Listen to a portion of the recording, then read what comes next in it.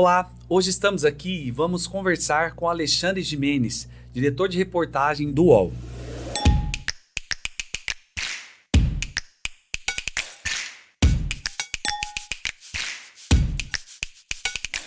O UOL completa 30 anos em 2026.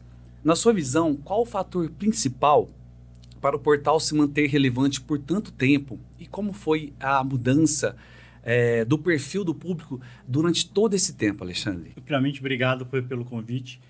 O UOL só conseguiu se manter tão relevante e importante depois de 30 anos de história por causa da necessidade contínua de mudança e a gente conseguir se adaptar rapidamente a novas questões do mercado, que seja hábitos de navegação do público final, questões de como o mercado publicitário via a internet há 20, 30 anos e como vê agora, enfim. A grande sacada do UOL é conseguir se adaptar rapidamente a todos os movimentos, que seja do mercado publicitário ou seja de hábitos de navegação do público. E o que eu percebo é que muitos dos nossos concorrentes há 20, 30 anos tiveram dificuldade nessa adaptação. Então, por isso que a gente continuou sempre à frente, sempre ditando muitas vezes rumos da indústria do jornalismo online como um todo. Quando você recebe o convite para trabalhar no UOL, o que mais pesou na decisão de migrar para o jornalismo digital, quando a internet ainda era discada? Como foi essa decisão sua?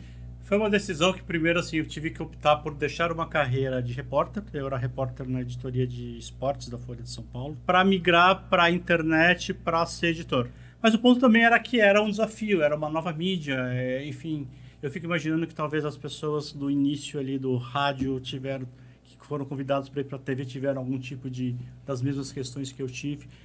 Mas acabou sendo algo relativamente natural e eu nem pensei muito, na verdade. Era um desafio interessante, era recompensador financeiramente, enfim. Então eu me joguei. O que você acredita que permanece inalterado com relação à essência do jornalismo feito pelo UOL, mesmo com todas as mudanças tecnológicas nessas 3 décadas? Eu não tenho dúvida que a essência do jornalismo continua o mesmo, seja em qualquer mídia que você precisa distribuir o seu conteúdo. A diferença é a edição que você vai dar para aquilo. Mas os princípios básicos do jornalismo, de precisão, de apuração, de edição com o maior rigor possível, elas são as mesmas. Né? Não é porque o seu conteúdo vai ser distribuído no Instagram por 1 minuto que aquele material não precise ter passado por todas as etapas da construção de um produto jornalístico, como se fosse, por exemplo, publicado no jornal de domingo com uns 10, 20 mil caracteres. Então, na verdade, o que mudou é a distribuição, não a produção e o rigor do produto jornalístico. E talvez esse seja uma questão que muitas vezes você percebe que o influenciador, ele acha, na verdade, que ele precisa falar bem para uma câmera que ele já vai ser considerado um jornalista. Não, meu caro. Você tem todo um trabalho anterior de produção, de técnicas jornalísticas que fazem com que o nosso produto tenha uma importância pública que talvez só um comentário em rede social não tenha. Então eu acho que a essência da produção jornalística continua a mesma, o que mudou foram as formas de distribuição. Você comentou e hoje a gente estamos na era das redes sociais. Como que o UOL trabalha nesse sentido, dessa profundidade de chegar à notícia, da rapidez, da velocidade? Óbvio que um breaking news precisa ser publicado o quanto antes. Mas, por exemplo, a gente até brinca, não existe furo de morte. Você tem que confirmar o fato para que você possa publicar ele da maneira mais ágil possível. O que acontece muitas vezes é que o relato de um evento, de um fato, ela não termina depois da primeira publicação. Então, a partir da primeira publicação desse breaking news, toda a equipe acaba continuando trabalhando para você colocar mais contexto, apurando mais fatos em relação àquilo que aconteceu, para depois chegar e editar e transmitir esse fato da melhor maneira possível, independente do tempo ou da mídia que você optar por colocar aquele conteúdo. A gente tem que manter, se apropriar da linguagem da rede social, não abrindo mão dos nossos valores jornalísticos e tentar fazer com que a nossa marca apareça lá e tente se destacar.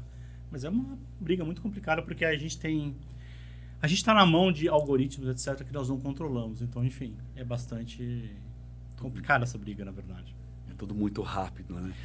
Sobre inteligência artificial, é inerente, né, a gente não falar dela.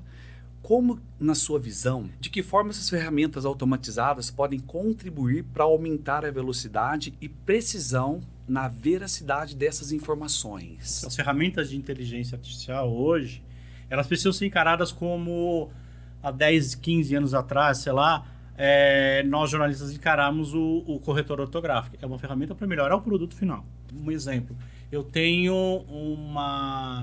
um documento com 10 mil páginas de PDF sobre um assunto bastante denso. Eu posso colocar dentro de uma LLM e conversar e perguntar sobre questões específicas daquele documento. Se as inteligências artificiais vão me ajudar hoje a checar fatos, não tenho a convicção que isso vai acontecer de uma maneira tão eficiente rapidamente. Eu acho que, como um todo, ela vai agilizar o trabalho do jornalista, mas, no final das contas, o principal valor do jornalismo hoje é a apuração exclusiva e que a LLM não vai te dar, porque ela só vai falar para você, vai mostrar para você o que aconteceu daqui para trás, não daqui para frente. Em meio à fragmentação da audiência, ao crescimento da desinformação, qual que é o papel do UOL para os próximos anos? Em relação à fragmentação da audiência, você percebe que você tem interesses muito específicos. Por exemplo, essa pessoa nunca vai encontrar dentro da homepage do UOL. Então você precisa, talvez, para essa fragmentação, pensar em produtos específicos para públicos bastante nichados e nas plataformas que elas estão. Por exemplo, a gente tem, eu acho que 8 milhões de pessoas inscritas nos nossos grupos de WhatsApp. E lá, por exemplo, dentro desses grupos é que você tem grandes discussões em relação a exemplos, a K-pop, a animes, por aí vai. São assuntos que, por exemplo, você não tem dentro da homepage, que é alguma coisa mais geral. Então, em relação à fragmentação, você encontrar nichos que são interessantes em relação a engajamento, eventualmente até interesse publicitário, e trazer especialistas para conversar com esses públicos dentro dessas plataformas, tendo a chancela editorial do UOL. Em relação à desinformação, cada vez mais a gente melhorar a nossa redação para que possa rapidamente contextualizar o que está acontecendo em relação a ondas de desinformação, usando, por exemplo, algumas ferramentas de monitoramento para tentar pescar, descobrir quais são as grandes ondas de informação para a gente conseguir atuar antes e nas plataformas que essa desinformação está sendo disseminada. No dia 29 de abril, o Senado fez uma solenidade em homenagem aos 30 anos do UOL. Qual foi a importância desse reconhecimento sobre a discussão de pautas pelo país, Alexandre? Essa solenidade no Congresso foi bastante importante para mostrar que a imprensa profissional, entre aspas, tradicional, é muito importante ainda para que a gente tenha uma sociedade saudável que possa discutir os rumos do país e por aí vai. Então, eu acho que nesse aspecto foi bastante importante o reconhecimento do Senado e, enfim, na figura do Rodrigo Pacheco e da deputada Tabata Amaral que fizeram essa proposta de uma solenidade. E ali a gente pôde deixar falando ali, deixando claro alguns dos nossos valores que são negociáveis, né? Que é a precisão na produção jornalística, o rigor com que a gente trata o nosso produto e a importância da imprensa profissional para a sociedade como um todo. Qual é a marca que o UOL deixa no jornalismo brasileiro ao completar 30 anos de história? Ela deixa a necessidade de mostrar para um público geral que o jornalismo precisa ser plural. Quando um leitor bolsonarista diz que nós somos petistas e quando um leitor petista diz que somos bolsonaristas, eu fico bastante feliz, porque parece que a gente chegou, na verdade, num denominador. Eu tento publicar os fatos da maneira mais precisa e plural possível. Isso passa também pelas vozes que a gente coloca ali dentro do portal para analisar os fatos. Então, eu acho que o pluralismo, a concisão e a objetividade e a precisão do conteúdo, eu acho que são marcas que a gente traz para hoje, são objetivos e missões que a gente dá para todos os jornalistas que trabalham conosco. Bom, Alexandre, queria agradecer muito a sua presença aqui nos nossos estúdios, parabenizar o UOL pelos 30 anos, você também pela carreira brilhante que você está construindo, e se você quiser deixar alguma mensagem, fique à vontade.